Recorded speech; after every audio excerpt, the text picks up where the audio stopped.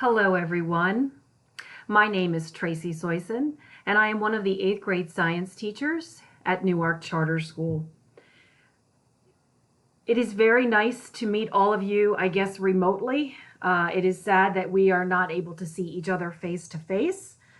But what I'd like to do is take some time to review the main ideas for 8th grade science and to give you an orientation to the Schoology webpage that your students use daily during remote learning. My contact information is located on this screen, but as you know, in the email I sent you, I have this presentation as well as the 8th grade scope and sequence. So you can just reply directly to that email to get in touch with me directly. We have 2 science teachers at Newark Charter School. Mrs. Namratha Bharadwaj is the co-teacher with me for our Block 1 science students. And she also has other sections of 8th grade science that she teaches on her own. First and foremost, we would like to talk to you about how much we love our jobs. This is something that I do every open house night, where I start by thanking you because I have the privilege of working with your students. It is not unknown, it is not new information to hear how awesome our students at Newark Charter are.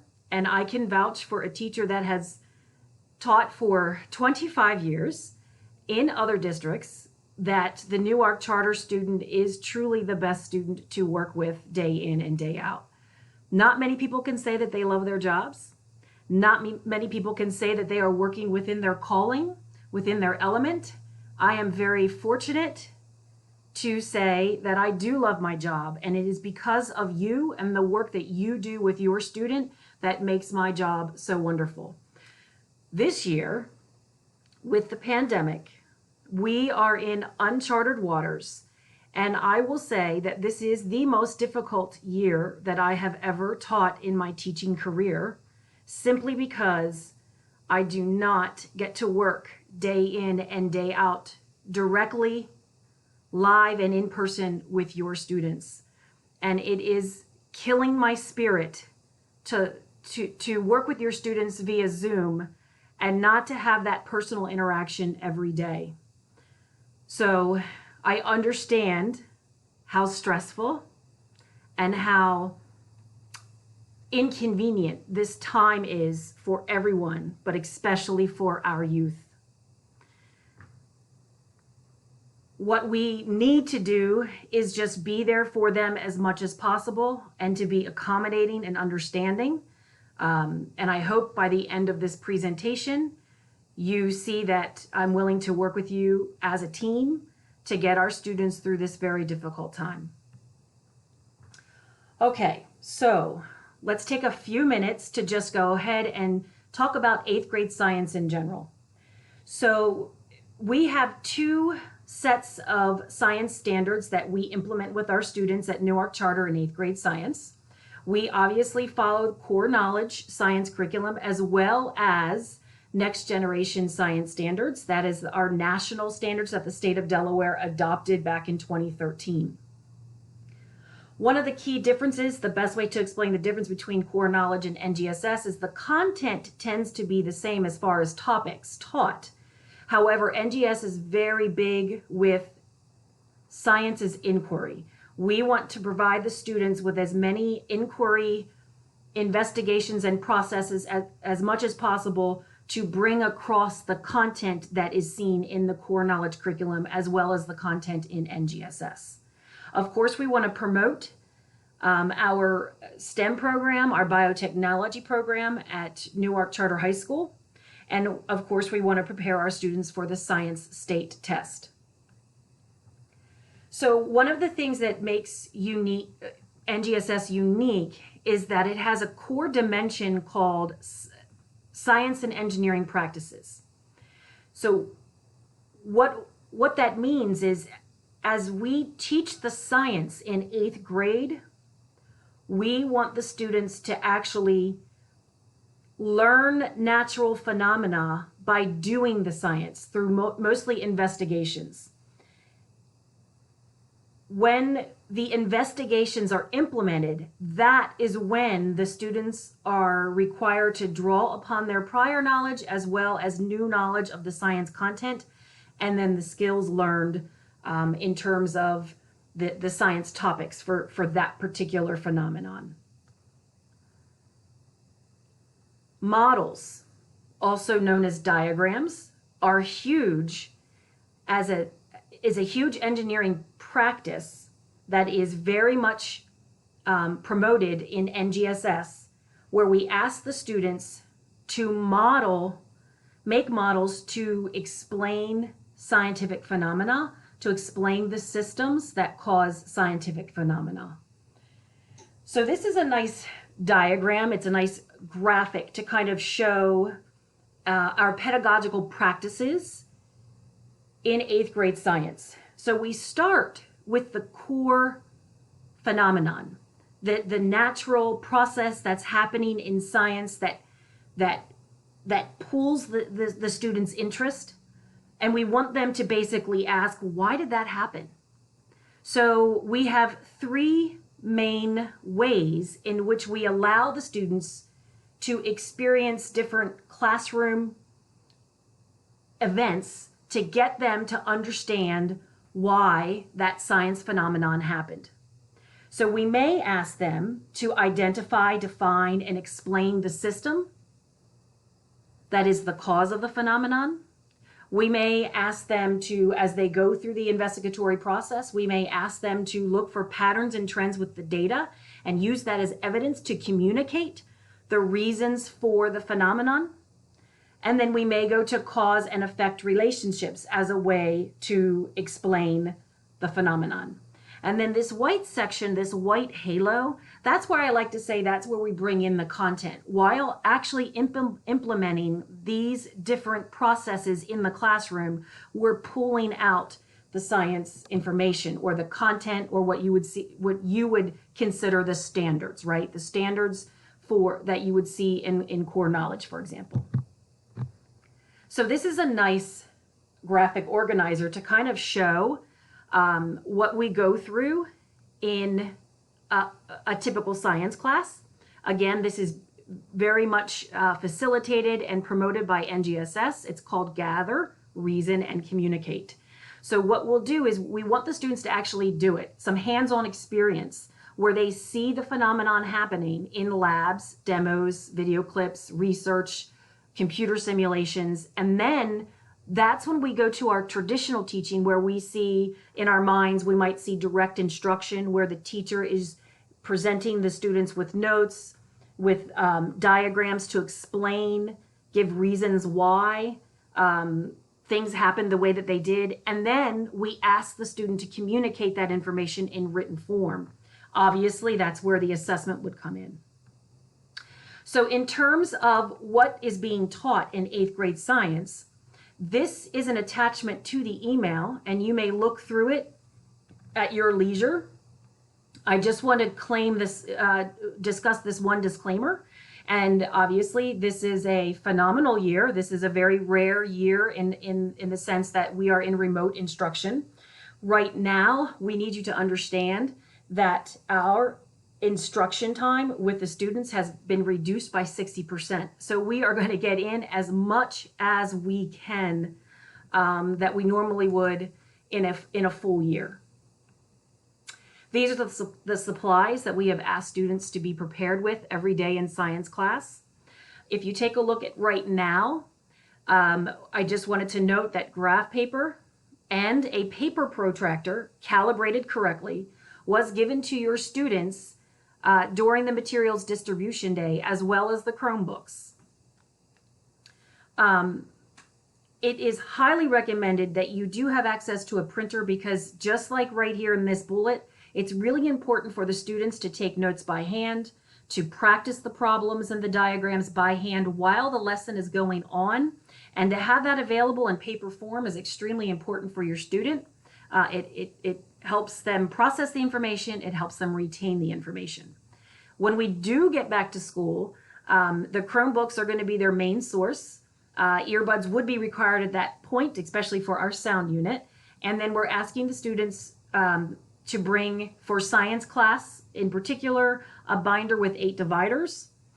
The agenda book, a writing utensil, and loose leaf paper is something they have to bring to every class. So some of you may remember your student in 7th grade, as well as if you've had other students that have gone through 7th and 8th grade science at Newark Charter, as well as high school science classes. We're very big on scientific journaling, and we have always used a paper journal.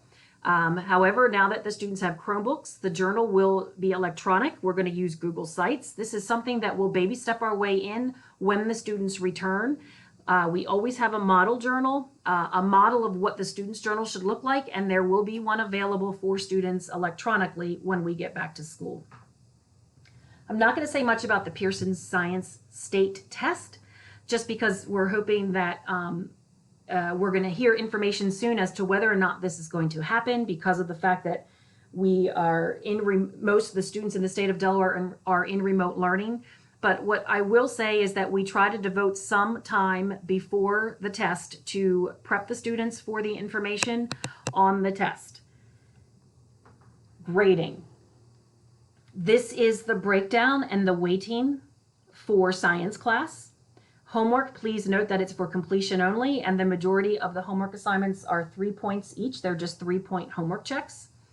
Please have you and your students sit down weekly and check your grades on Schoology, which is where I'd like to go next. As I started the presentation, we are in unprecedented times, and our students are going through a lot of stress. They are overwhelmed. They are struggling with organization. And on top of it, they're doing it all pretty much alone. They're stuck doing their learning on their own, which absolutely breaks my heart. So there are some accommodations that I'm making to try and allow all of my students to meet with success. So for process grades, the students have 2 attempts. If they're not happy with the grade, I encourage them to redo it and resubmit it. They have up to 2 classes after the due date to submit it for a regrade. Speaking of 2 classes late, I accept process grades late. If they turn it in on time, great. If it's 1 class late, I will take it. No reduction in score. 2 classes late, I will take it. 10% reduction in score. Again, I'm going to make a disclaimer again here that this is Soysin's accommodations. This is not necessarily what you would see in other classrooms. Product grades, the school policy is that if there is a family emergency or there is a reason as to why a student would not be ready to implement a process grade on time, you need to contact the teacher 24 hours in advance. And please know, I am willing to work with the students.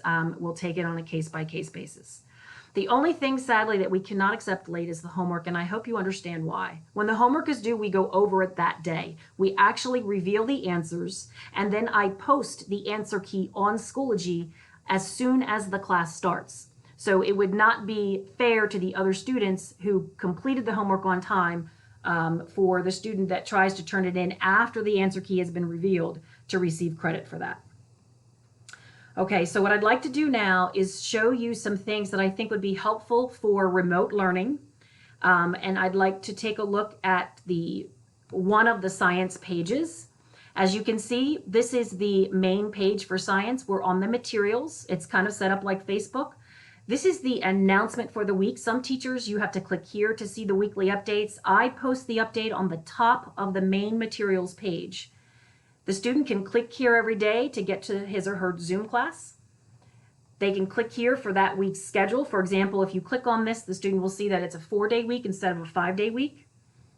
Every week, the office hours change, and the student would click here to see when I'm available for extra help. It's at least 3 times a week. On 4-day weeks, it's usually 2 times a week. And then the Zoom links are right on this document. And of course, they can click here to email me. So what I want you to see here is the most recent assignment is up on top. So the other thing I want you to notice is the right side of the screen. Your student sees this also. Today is Monday, September the 28th. Tomorrow, if your student is an A-day student, they have a writing piece due. They have the conclusion to the BTB lab due at 9 a.m. They've known about this since last Thursday. So it's really important for you to teach your student to take a look at the right side of the screen because it shows what is coming up and due. So this is what's due tomorrow at 9 a.m. and this is what will be due on Thursday at 9 a.m. The negative side of this is that as soon as 9 a.m., as soon as Tuesday, September the 29th at 9 a.m. happens, this disappears from the right side of their screen. So it helps them stay organized prior to the due date of an assignment.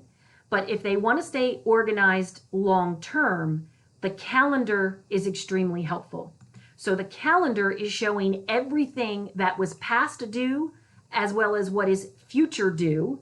And the student can see what they're missing. If they did not complete the assignment, one way that they can access it is go to the calendar. If they see a time, that is an assignment that was due.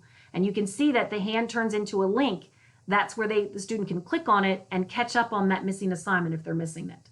So the student can look ahead a little bit and the student can look in the past if they're noticing that they're missing an assignment. So I wanted you to take advantage of this this video lesson so that you can sit down with your student and make sure they're using their calendar and make sure that they're using the upcoming assignments on the right side of the screen.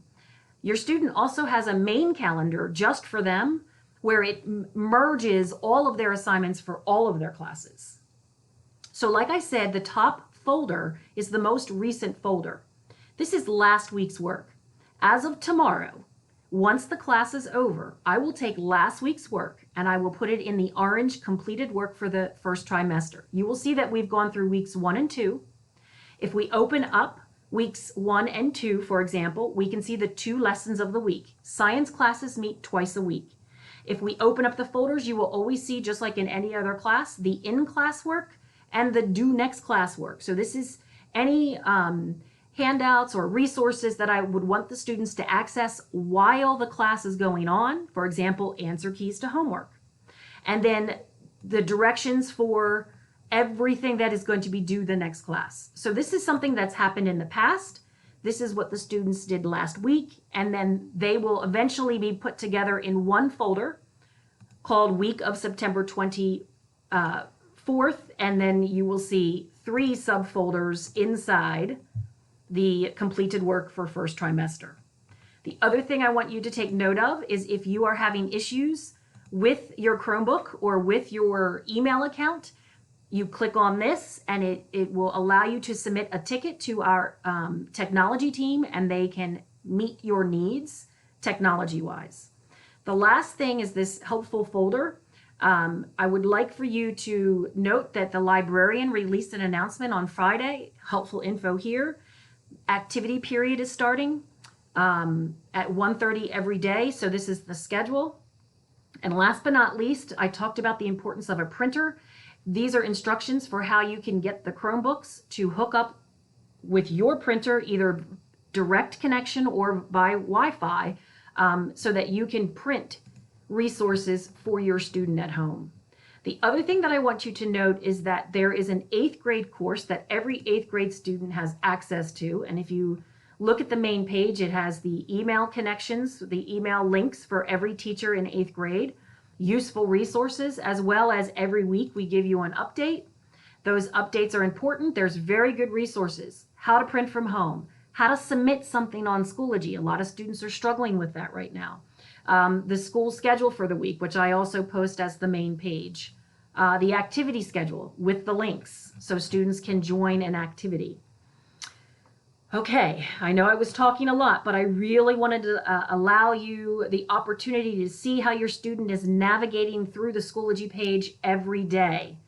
So that was the main page I told you about. Again, the calendar, as well as the left side of the screen. It are wonderful ways that your student can stay organized, to know that assignments are upcoming and are due soon. We talked about the calendar. I would also like to show you that on this side, you can always check every day the most current grade for your student in each class. So let's take a look. This is a make-believe student. This is actually Tracy Soyson, student. I made up my grades. So as you can see, we've had 1, 2, 3, 4 homework assignments collected. We have one coming up on October the 1st. You can see that there's a dash. The dash means, ladies and gentlemen, that it is either not due yet, or it means that it's past due, the student submitted it, and the teacher has not graded it yet. Otherwise, you see that the student earns scores out of 3 points, because remember I said homework checks are worth 3 points. This student, which is me, I turned one of the 2 forms in. So the note is saying that I missed the class contract, but I did complete the scavenger hunt. If I look, I see that I have half credit for this assignment. If I click on it, it'll take me to that assignment on my Google Drive, and I will see the note from my teacher that says, okay, you had 6 tasks to complete for this assignment, and you only completed 3 of the 6, so you earned half credit. The last thing that I'd like to talk to you about is the process grades. Remember I told you that I would accept them up to 2 classes late, as well as I allow the students to have 2 submissions. So when you take a look at me, make-believe student Soyson, you see that I did not do very well the first time. I earned a 6 out of 12, so I took advantage of the second submission, and I earned a 9 out of 12. So again, I can see how long the students spent on each assignment. I can see whether they took it seriously, and so can you. This is the student page, so you can look and assess to see how well your student is doing.